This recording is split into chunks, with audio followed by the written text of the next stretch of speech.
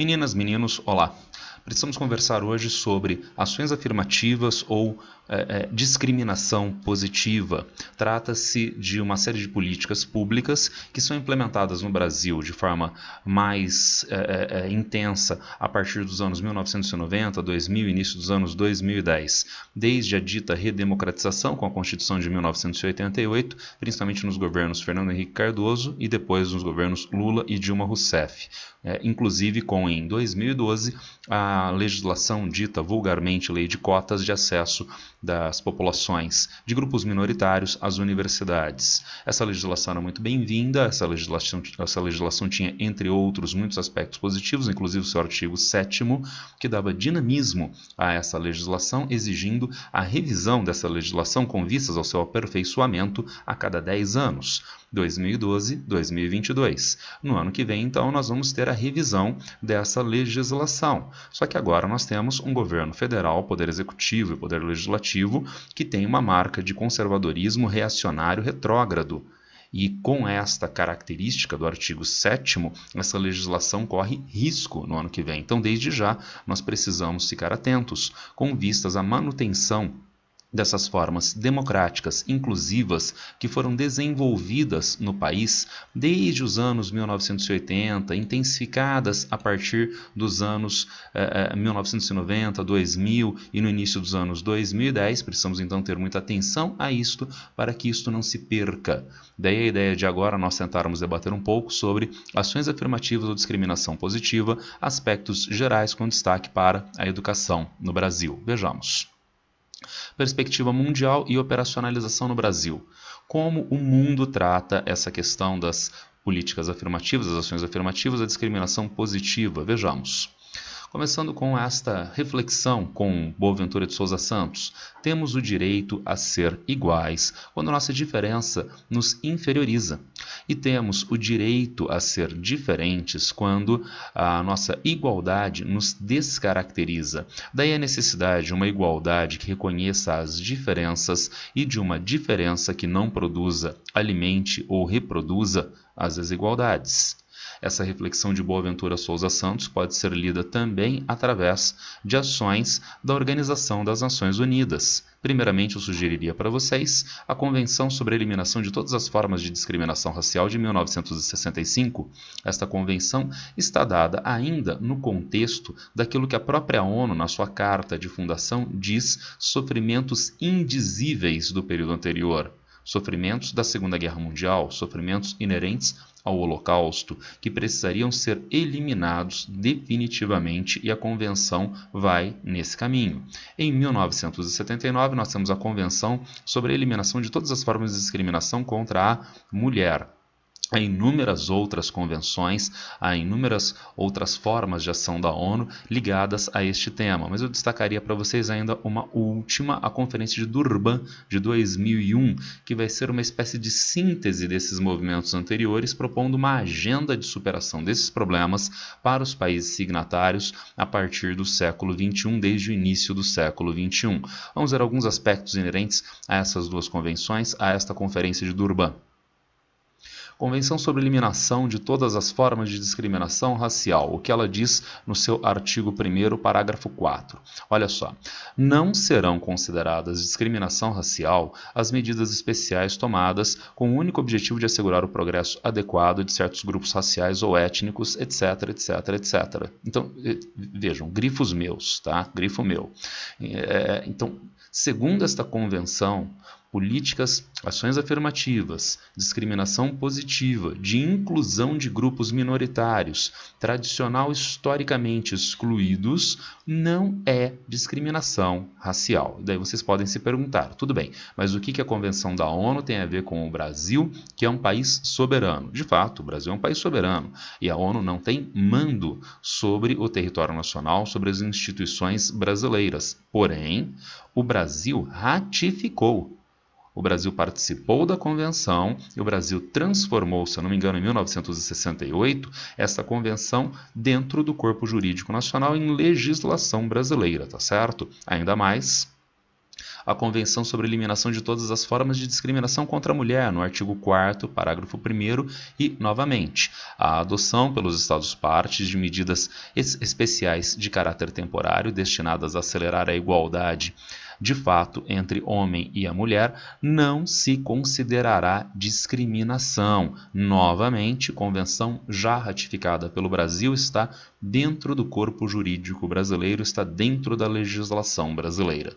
E tudo isso, então, vai desembocar na Conferência de Durban de 2001. A Conferência de Durban em 2001 e em 2002, nós temos no Brasil a criação do Programa Nacional de Ações Afirmativas, que foi lançado pelo governo FHC, Fernando Henrique Cardoso, em 13 de maio de 2002. Né? E por que 13 de maio? Não é uma data simbólica, não é? Né? O dia da abolição da escravatura no Brasil, que é uma data questionável do ponto de vista do movimento negro. O movimento negro não vê com tão bons olhos a ideia do dia 13 de maio, né? E daí a ideia do feriado da consciência negra, tá certo? Mas esse feriado só vai ser instituído no ano seguinte, em 2003, tá certo? Então, Fernando Henrique Cardoso aproveitou a data do 13 de maio para lançar o Programa Nacional de Ações Afirmativas, que pressupõe no seu artigo 1º, fica instituído no âmbito da Administração Pública Federal o Programa Nacional de Ações Afirmativas, sob coordenação da Secretaria de Estado dos Direitos Humanos e Ministério da Justiça, com vistas a quê? Criação de políticas de cotas, entre outras medidas inclusivas. Bastante bem-vinda a esta ação no último ano de governo Fernando Henrique Cardoso, com vistas à inclusão de populações minoritárias tradicionalmente excluídas. Aquilo que era muito bem-vindo e vem do governo Fernando Henrique Cardoso, hoje sofre risco evidente. Não apenas pelo que eu falei lá na apresentação, né, lá no comecinho, sobre a revisão da legislação de 2012, como o próprio Programa Nacional de Ações Afirmativas. Vejam vocês, o decreto 10.087 de 2019, e portanto governo Bolsonaro, revogou os artigos 3, 4 e 5 do decreto. Né? O resultado disto, o decreto que criou o Programa Nacional de Ações Afirmativas continua existindo, né? O governo Bolsonaro não extinguiu o Programa Nacional de Ações Afirmativas, mas através de decreto presidencial ele extinguiu artigos que davam um caráter dinâmico, que operacionalizavam, né, o Programa Nacional de Ações Afirmativas, esvaziando a possibilidade de aperfeiçoamento, de avanço deste programa criado lá no governo Fernando Henrique Cardoso. Evolução do processo no Brasil. Então, como é que esse processo de ações afirmativas, discriminação positiva, avançou no Brasil? Primeiramente, destacaria com vocês a Constituição de 1988, artigo 7º, inciso 20, artigo 37, inciso 7, né, diz sobre a proteção à mulher e aos deficientes físicos, especificamente no mercado de trabalho, dando margem para a leitura da ideia. E vejam, no texto constitucional, da inclusividade de grupos discriminados, a mulher e, no caso, deficientes físicos. A Lei 9.010 de 1995, primeiro ano de governo Fernando Henrique Cardoso, né, cria as cotas de 20% para as mulheres nas candidaturas de partidos. Inclusive, hoje, essas cotas já foram alteradas, os partidos devem registrar pelo menos 30% de mulheres nos seus quadros de candidatos. É uma forma, de novo, legal de se viabilizar a inclusão das mulheres nas estruturas eletivas aqui no Brasil. Isto basta? Claro que não basta. Nós sabemos de denúncias de corrupção, nós sabemos de partidos que incluíram mulheres, que receberam benefícios financeiros eleitorais para a campanha eleitoral, desviaram esses recursos para outros candidatos do partido e não tiveram, às vezes, nenhum voto, né? Tiveram pouquíssimos votos, tendo recebido vultosos recursos de campanha eleitoral. Então, de fato, existem problemas inerentes a essa legislação. Agora, isto não desabona a legislação, ao contrário, mostra que ela precisa de aperfeiçoamento para que ela cumpra a função necessária para a qual ela foi criada. Ainda nós temos o programa de cotas nas universidades, começando, vamos dizer, individualmente com algumas instituições, como é o caso da UERJ, a primeira que vai instituir cotas de ingresso nos seus quadros de alunos, e na sequência a UNB, entre outras que vieram com soluções universitárias individuais, de universidades individualizadas, a partir do início dos anos 2000. E em 2003, primeiro ano de governo Lula, nós temos Política Nacional de Promoção da Igualdade Racial, e para que essas políticas, pesquisas acerca das condições dos afrodescendentes para melhor produção de políticas públicas. Dá para pensar naquela ideia de biopoder Foucaultiano, então ter um entendimento mais adequado acerca de como funciona, como se desenrolam os processos de exclusão das populações afrodescendentes, para que, munido desses dados, possam ser criadas as políticas públicas específicas e eficientes com vistas à superação destes problemas. Em 2010 vem a Lei 12.288, Estatuto da Igualdade Racial, que diz no seu texto ser destinado a garantir à população negra a efetivação da igualdade de oportunidades. Desdobrando, a Lei 12.711 de 2012, aquela que eu citei lá no comecinho, não é? Conhecida como Lei de Cotas, que tem o seu artigo 7º muito potente e ao mesmo tempo muito problemático. Muito potente porque ele exige a revisão a cada 10 anos. O que deu certo nessa legislação? O que deu errado? O que já foi resolvido? O que não estava coberto, e, portanto, a cada 10 anos a gente pode fazer esse aperfeiçoamento. Mas agora nós estamos em governo Bolsonaro, que tem a chance, portanto, em 2012, no ano que vem, e no último ano do seu governo, no ano de eleição, jogar para o seu eleitorado, batendo nessa legislação e, portanto, podendo extinguir essa legislação ou, como nós já vimos no seu decreto anterior, esvaziando o seu conteúdo dinâmico, esvaziando a sua possibilidade de operacionalização de fato. E o que diz essa legislação, entre outras coisas? Vejamos.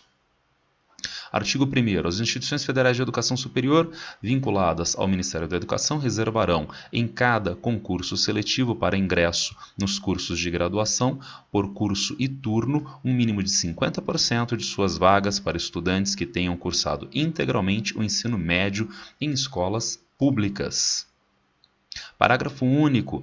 No preenchimento das vagas de que trata o caput deste artigo, 50% deverão ser destinadas aos estudantes oriundos de famílias com renda igual ou inferior a 1,5 salário mínimo. E ainda, o artigo 3º, em cada instituição federal de ensino superior, as vagas que trata o artigo 1º desta lei serão preenchidas por curso e turno por autodeclarados pretos, pardos, indígenas em proporção, no mínimo igual à de pretos, pardos e indígenas na população da unidade da federação onde está instalada a instituição, segundo o último censo do IBGE. Ah, mas daí essa legislação, dizem os críticos, acaba beneficiando o preto que é rico, e daí o preto que é rico entra na universidade. Bom, para quem não leu a legislação, para quem leu e não entendeu e faz essa crítica, daí a gente precisa desenhar, não é verdade? Então vamos desenhar, olha só. Aqueles 3 artigos, né, seriam traduzidos em quantidade de vagas do curso. Metade fica para a escola pública, metade fica para as demais vagas ditas ampla concorrência. Destas que são separadas para a escola pública, metade fica para os alunos de baixa renda, até um salário mínimo e meio, e o resto para os alunos que estão acima de um salário mínimo e meio ou que não declararam esse aspecto. Agora, nesses 50% e nesses outros 50%, nós temos a distribuição para pretos, pardos e indígenas. Então, aonde está o preto rico que estudou em escola privada? Está aqui, olha, nas demais vagas. Não entrou nessas cotas que são separadas para escolas públicas. Isso faz com que essa crítica não tenha aderência. Essa crítica é uma crítica vazia. E, ao mesmo tempo, atenção, isto não significa que este desenho institucional é uma perfeição. Porque o preto, o índio, né, o dito pardo pelo IBGE ainda hoje, sofre discriminação na sociedade, independentemente dele ter menor ou maior renda. Ele pode sofrer mais discriminação tendo menor renda, mas ele de rendimento, de renda média, de renda elevada na sociedade, mas sendo preto em uma sociedade racista, sofre discriminação. E, portanto, isto não é uma solução definitiva. Essa pessoa preta que estuda em escola privada precisa ser contemplada também por políticas de inclusão, por ações afirmativas. Porém, eu insisto, esta crítica de que essa legislação está beneficiando o preto rico não é aderente ao próprio formato da legislação. Tudo bem? Aspectos jurídicos no Brasil, argumentos e possíveis contestações, ou talvez impossíveis contestações. Vejamos. Bom, a primeira questão é o aspecto da justiça compensatória. Vejam vocês, considerado justo que a sociedade de hoje os compense não apenas em razão das injustiças sofridas por seus antepassados, mas sobretudo em virtude das injustiças que continuam a atingi-los na atualidade. Então, as políticas de cotas, as ações afirmativas da discriminação positiva seria justificável tendo em vista a ideia de justiça compensatória. Os críticos, entretanto, diriam: as pessoas de hoje não seriam responsáveis pela escravidão do passado e há uma forte miscigenação do país. Então, compensatório em relação a quê? Em relação aos séculos de regime de trabalho escravo institucional no Brasil, que pesou quase exclusivamente sobre a população negra, à exceção do início do processo com populações nativas e indígenas que foram submetidas a trabalho escravo. E daí esses séculos de escravidão, somados à ausência de políticas inclusivas no final do século XIX e ao longo do século XX, exigem uma compensação a essas populações. É o que diz a ideia de justiça compensatória. Mas os críticos dizem que quem hoje é branco não tem que se responsabilizar pela escravidão que houve, até o século XIX. E ainda mais, quem seria negro hoje em um país miscigenado, dizem os críticos. É realmente de uma estupidez atroz essas críticas, não é? Vejamos. O processo de reparação é social, é coletivo, não é individual. Teve uma pessoa estúpida que disse há alguns anos que não tinha escravizado ninguém e por isso não pode ser responsabilizado. Tem que ser muito estúpido para dizer uma coisa como esta. Que bom que essa pessoa não ocupa cargo público hoje, cargo público eletivo. Tem que ser muito estúpido porque se escravizou alguém hoje, é código penal, é crime inafiançável. E nós não estamos discutindo aqui código penal, nós estamos discutindo ações afirmativas. Então existe sim um ônus que não é de caráter individual meu, é de caráter social, é da sociedade na qual eu me encontro e que não criou as condições inclusivas da população negra a partir do final do século XIX. E como resultado disto, há este ônus que precisa ser reparado na atualidade. O processo então não é individual, o processo é social. Mas tem muitos mestiços, sim, que são igualmente discriminados, evidenciando, consequentemente, a necessidade do processo e ampliada para todas as populações pretas, pardas e incluo também as populações indígenas. Ainda mais um argumento, o de justiça distributiva, dada a constatação empírica de desvantagem dos negros, o que justifica a adoção de medidas que tentam favorecê-los, visando distribuir melhor os bens socialmente relevantes, visando proporcionar relações mais equitativas na lógica de justiça distributiva aplicada para esta questão histórico-social. Os críticos, entretanto, dizem: a geração de condições desproporcionais aos indivíduos mediante raça geraria discriminação reversa, então a lei discriminaria o branco, e aumento do ódio racial. Então o branco que não tem nenhum problema com o negro, então a partir dessa legislação, passaria a ter ódio racial, ele não tinha antes, e consequentemente aumenta a tensão na sociedade. Então, vejamos. Porém, discriminação reversa simplesmente não existe. Então vamos pensar naquela ideia, Vidas negras importam. E os críticos diziam: não, Vidas negras importam, todas as vidas importam. Eu me lembro, circulou um desenho nas redes sociais, porque para essas pessoas é preciso desenhar, não é? Os bombeiros apagando o incêndio em um prédio, né? E daí chegava uma pessoa e diz, não, por que jogar água apenas neste prédio, não é? Tem que jogar água em todos os prédios, porque todos os prédios importam. Todos os prédios estão pegando fogo? Não. Um prédio está pegando fogo. As construções logo vizinhas podem ser afetadas e precisam também de resfriamento pelos bombeiros. Os demais não precisam. Será que fica claro isto agora? É o mesmo debate acerca de feminicídio ou falso debate, que o feminicídio não existe, haveria apenas homicídio. Então veja, acontece de muitos homens morrerem pela sua condição de homem. Pela sua condição de homem, ele é marido. E acontece com tanta frequência, não é? Então, a mulher, a esposa, estressada com o trabalho, passou no bar, bebeu um pouco demais e quando chega em casa, alterada, alcoolizada, bate no marido até a sua morte. Acontece tão frequentemente, não é? Não, não acontece. Acontece, infelizmente, o oposto. Então morreu pela sua condição de mulher. Então é feminicídio, não é apenas homicídio. Então a ideia de racismo reverso é uma ideia que realmente não resiste a uma crítica mínima, né? Uma crítica superficial já acaba com esta ideia. E ainda mais, discriminação reversa não existe e justiça distributiva é ampla e historicamente reconhecida. Então vejam a ideia que está aqui embaixo, melhor distribuição de recursos que são relevantes à sociedade. Acontece, por exemplo, com o imposto de renda. O rico paga um percentual maior da sua renda de imposto de renda. O pobre paga um percentual menor da sua renda. As pessoas mais pobres estão isentas. Inclusive, dentro de alguns expoentes do pensamento neoliberal, existe a validação do imposto de renda negativo. A pessoa é tão pobre que recebe... Que não paga, recebe do governo, né, na ideia de imposto de renda negativo. Tudo isso se insere em justiça distributiva, que não vale apenas, óbvio, para o imposto de renda e a variação de renda das pessoas, mas também sustenta a ideia de ações afirmativas de discriminação positiva. Tudo bem? Isto é para as pessoas que têm a cabeça enraizada no século XIX, na ideia de igualdade formal.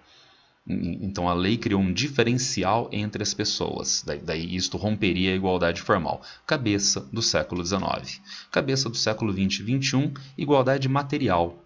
Há que se ter uma substância, um conteúdo que traduza na prática a condição de igualdade inerente a essas pessoas. E finalmente a noção de pluralismo. A nossa Constituição reconhece o pluralismo existente na nossa sociedade. Por exemplo, reconhecendo as populações indígenas e dando a essas populações indígenas uma condição jurídica distinta de outras populações que não tenham a mesma formação histórico-cultural. Então, no que diz respeito, por exemplo, a Código Penal, a Código Civil e assim sucessivamente. Então, há o reconhecimento constitucional deste pluralismo, e daí que parece um problema. O que a permanência da discriminação faz? Primeiro, um sofrimento a estas minorias discriminadas, o que já é intolerável. A pessoa não pode afirmar, como disse Boaventura de Souza Santos, não pode afirmar a sua diferença. Então, sofrendo com isto, o que já é em si insuportável. E ainda mais, é inconstitucional. Porque a discriminação tende, em última instância, à eliminação desta diferença, que é reconhecida pela Constituição. Mas como as ditas ações afirmativas, no que diz respeito a acesso à educação e à universidade, se inseririam neste pluralismo? Muito positivamente. Universidade, instituição que exige pluralismo e se beneficia com ele no processo de produção de conhecimento. Por que intercâmbio entre universidades do mundo, hein? Porque os cientistas querem viajar, fazer turismo, quem sabe? Porque as universidades são muito acolhedoras e querem receber outras pessoas? Pode ser, seria bastante desejável. Mas a ideia de intercâmbio como se expor ao outro. Eu vejo a realidade de um jeito, pesquisador americano que sou aqui numa universidade dos Estados Unidos. Mas como você, outro, vê a realidade? E como você produz conhecimento diante desta realidade. Apenas se expondo ao outro, você também pode crescer na sua condição de produção de conhecimento. Daí o intercâmbio. E não precisa ser intercâmbio do estudante brasileiro indo aos Estados Unidos, sempre periferia para o centro, não é verdade? Não. Milton Santos, que dedicou anos e anos dos seus estudos acadêmicos em instituições superiores do continente africano. E é, se não um dos, quem sabe, o maior expoente da geografia, né, ao longo da história do Brasil. Então, essa ideia de exposição ao outro é fundamental para o ambiente universitário. E qual é o ambiente universitário que nós desejamos ter aqui no Brasil, então? Um ambiente universitário branco, de camadas de rendas elevadas, não é? E quem sabe masculino e heterossexual. Não. Não. Quanto mais plural for a universidade no Brasil, quanto melhor é esta universidade. Mas, depois de tudo isto, resta um problema. O STF tem a última palavra de interpretação do texto constitucional. Eu posso fazer leituras muito bonitas acerca das convenções e conferências da ONU, eu posso fazer leituras muito bonitas acerca de legislação ordinária que foi implementada aqui no Brasil, mas será que isso é validável pelo texto constitucional na interpretação do Supremo Tribunal Federal? Vamos descobrir isto. Porque quando, em governo Dilma Rousseff, foi aprovado aquilo que foi chamado vulgarmente de lei de cotas, o Partido Democratas entrou com uma ação no Supremo Tribunal Federal. Vejamos.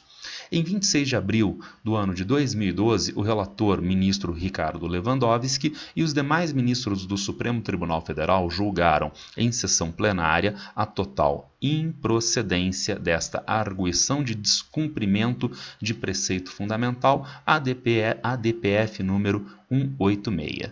Então, sim, o Supremo Tribunal Federal já foi acionado para averiguar se o texto constitucional estaria sendo afrontado ou não. E a decisão foi esta de 2012, que não há afronta ao texto constitucional. E, portanto, essas políticas são respaldadas no cenário internacional, a partir de conferências e convenções da ONU, são respaldadas na legislação brasileira, são respaldadas em diferentes formas institucionais e, inclusive, pelo Superior Tribunal Federal. Tudo bem? Ações afirmativas ou discriminação positiva e as universidades. Alguns resultados. Está certo, mas então houve ingresso desses alunos, mas em que isto resultou? Como a gente tem isso na prática? Vamos enfrentar essa última parte agora. Novos programas de ingresso e manutenção, como o caso do Reúne, como é o caso dos formatos de financiamentos estudantis do FIES do ProUni, como é o caso da facilitação burocrática de acesso ao ensino superior para os alunos que fazem a prova do Enem através do SISU e, portanto, novos programas de ingresso e manutenção, isso é muito importante, e manutenção dos alunos. Então, não há que se ter apenas o ingresso de alunos de uma maneira mais diversa, há que se ter também formas com as quais os alunos que são de renda reduzida, que estão deslocados para outra região do país, que sofrem discriminação de diferentes formas na universidade, possam se manter, possam concluir o seu curso. Vamos dar uma olhada no resultado disto? Ampliação das vagas. Vejam vocês, a gente tem aqui o quadrinho Brasil, instituições de ensino superior, matrículas, ingresso e concluinte em cursos de graduação presenciais e à distância em 2001 e em 2017, quando essas políticas estavam ganhando maturidade, 2001, e em 2017 o resultado desse processo. Vejamos aqui o Brasil, né, as diferentes categorias de universidades, instituições, matrículas e concluintes. O que aconteceu no Brasil entre 2001 e 2017? Um crescimento significativo das instituições superiores, um crescimento de 76%, com um crescimento também muito forte, muito maior das matrículas, tá legal? E vejam vocês, eu destaquei para vocês as instituições públicas. Primeiro porque elas não têm cobrança adicional, tá certo? E como eu sempre digo, a universidade pública, né, ela é de graça, não é? Ela é grátis, não existe isto, tudo é pago. A universidade pública é paga por mim, através dos meus impostos, tá certo? A sociedade paga a universidade pública para que os alunos que ingressam possam ter contemplado o seu direito à educação. Não há cobrança adicional sobre esses alunos. Nós já pagamos através dos nossos impostos e esses alunos não têm cobrança de mensalidade. Além desse primeiro aspecto de democratização e da adequação ao direito à educação, tem um outro, tem o aspecto da qualidade. Porque, em média, salvo raríssimas exceções, as universidades públicas, federais e estaduais são as de melhor qualidade. E vejam o que aconteceu com a quantidade dessas instituições, um crescimento de 62% das universidades federais, um crescimento de mais de 95% das universidades estaduais neste período. Essas universidades estaduais cresceram mais em quantidade de instituições, vejam que em alunos matriculados as universidades federais estão bem à frente, crescimento de quase 160%, crescimento de quase 80% entre elas. Como eu disse no slide anterior, não adianta você colocar mais alunos. Esses alunos sofrem discriminação, perseguição na universidade. Esses alunos não têm renda para concluir a universidade. Então, não adiantou. O processo foi jogado no lixo, tá certo? Mas vejam o resultado. Há um crescimento de 240% dos alunos concluentes de 2001 comparativamente a 2017, inclusive um crescimento de 157% nas instituições públicas federais e 80% nas instituições públicas estaduais. Portanto, essas políticas estavam cumprindo as suas funções. Insisto, elas não são acabadas. Elas não são a quintessência da solução desses problemas. Não. Mas elas estavam no caminho e demandando aperfeiçoamentos diversos. Porém, mas só rico entra na universidade, não é? E daí ficam os riquinhos na universidade pública. Vamos dar uma olhadinha nessa pesquisa. Trata-se da 5ª Pesquisa Nacional de Perfil Socioeconômico e Cultural das Universidades Federais de Ensino em 2018. Graduandos, graduandas, segundo faixa de renda per capita mensal familiar em porcentagem em 2008. Até meio salário mínimo, 26,6% dos pesquisados, de mais de meio e até um salário mínimo, 26,9%. Até um salário mínimo, mais da metade dos alunos. Ainda há elitismo em alguns cursos, em algumas instituições, mas esta pesquisa mostra, a partir dos institutos federais de educação, como há sim uma tendência de democratização, tendência que ainda não foi completada. Eu insisto, demanda aperfeiçoamento dessas políticas, mas a ideia de que só tem riquinho fazendo universidade não corresponde à realidade. Só tem riquinho nas universidades públicas não corresponde à realidade. Já há uma tendência de democratização e com isto eu reforço o slide anterior das políticas de concessão de bolsas, de infraestrutura de alojamento digno, fornecimento de alimentação, bolsa alimentação, para que os alunos possam se manter nas universidades. Mas e no que diz respeito à questão da cor-raça das pessoas? Vejamos. Cor-raça do corpo discente das universidades. Distribuição das pessoas que frequentam o ensino superior de graduação público e privado por cor-raça de 2001 a 2015. Está aqui a fonte, tá legal? Então vejam, em 2001 nós tínhamos um quadro realmente patético. Qual era o quadro patético? Nós tínhamos população negra, 21,9%. E população branca, 76,8%. Agora vejam, está caindo o percentual. E atenção ao percentual, não é a quantidade. Os brancos não estão perdendo vagas nas universidades. Simplesmente o percentual de brancos e negros está sendo alterado. Nós vimos nos slides anteriores o crescimento da oferta de vagas nas universidades. Então há muito mais vagas, há muito mais brancos nas universidades agora. Agora, o crescimento da população negra nas universidades foi muito maior em quantidade de negros nas universidades, evidenciando essa tendência de democratização. Então, o caminho é este, com aperfeiçoamentos, insisto, aperfeiçoamentos que são exigidos a partir deste último slide. Pessoas com ensino superior completo. Vejam que houve uma queda percentual dos brancos, um aumento percentual dos negros, uma desejável democratização. Nós deveríamos ter a eliminação dessa diferença, mas vejam como isto cai tão lentamente e por quê? Voltando à ideia da questão histórica, porque nós temos um histórico no Brasil, um histórico de séculos de trabalho escravo institucional sobre a população negra, um histórico de século e meio de ausência de políticas inclusivas para essas populações, fazendo com que haja a necessidade, sim, destas políticas inclusivas, dessas políticas de inserção dessas populações na atualidade. Essas políticas são necessárias, são muito bem-vindas e precisam ser não apenas mantidas, mas ampliadas na atualidade. E ampliadas em que sentido? Ampliadas tendo em vista as políticas terem um aperfeiçoamento maior com o passar do tempo, elas cumprirem adequadamente a sua função. Elas não estão direcionadas apenas à população negra.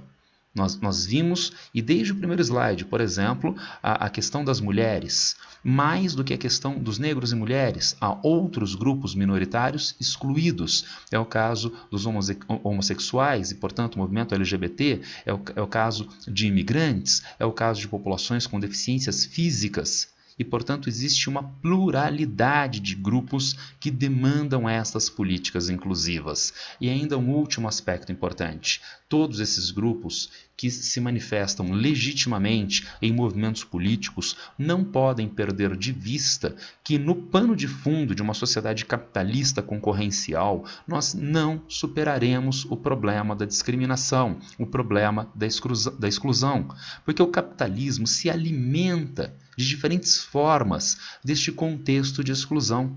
Ele se alimenta pelo menos de duas formas. Primeiro, Marx e Engels já tinham nos dito lá no seu manifesto do Partido Comunista, proletários, univos. E os proletários não se unem, não há uma percepção da condição de exclusão dentro da sociedade capitalista a partir dessa fragmentação de grupos. Então, cada um desses grupos tem legitimidade de ação, é essencial que haja politicamente. Movimento negro, movimento LGBT, movimento feminista e assim sucessivamente. Mas sem perder o horizonte de ação também conjunta com vistas à superação do caráter individualista, concorrencial inerente à sociedade capitalista, que se alimenta, além da separação, da divisão desses grupos excluídos, oprimidos, além disso, por mais uma coisa, superexploração dessas populações.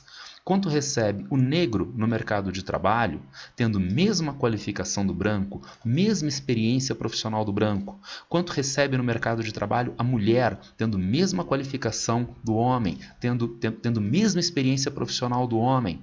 E, portanto, esses grupos são grupos onde nós temos uma tendência de superexploração do trabalho, uma espécie de sobre-mais-valia que também alimenta o capitalismo. Então, essas políticas afirmativas precisam ser mantidas, precisam ser diversificadas, alcançando outros grupos que demandam essas políticas e nunca perdendo o pano de fundo que em uma sociedade individualista, concorrencial, competitiva, sempre haverá esse tipo de discriminação. Tudo bem? Era isso que eu queria passar para vocês hoje. Se alguém ainda tiver alguma dúvida, quiser fazer algum comentário acerca deste ou qualquer outro tema, sabe, é só me acessar nas redes sociais. Abraço para todo mundo e boa sorte.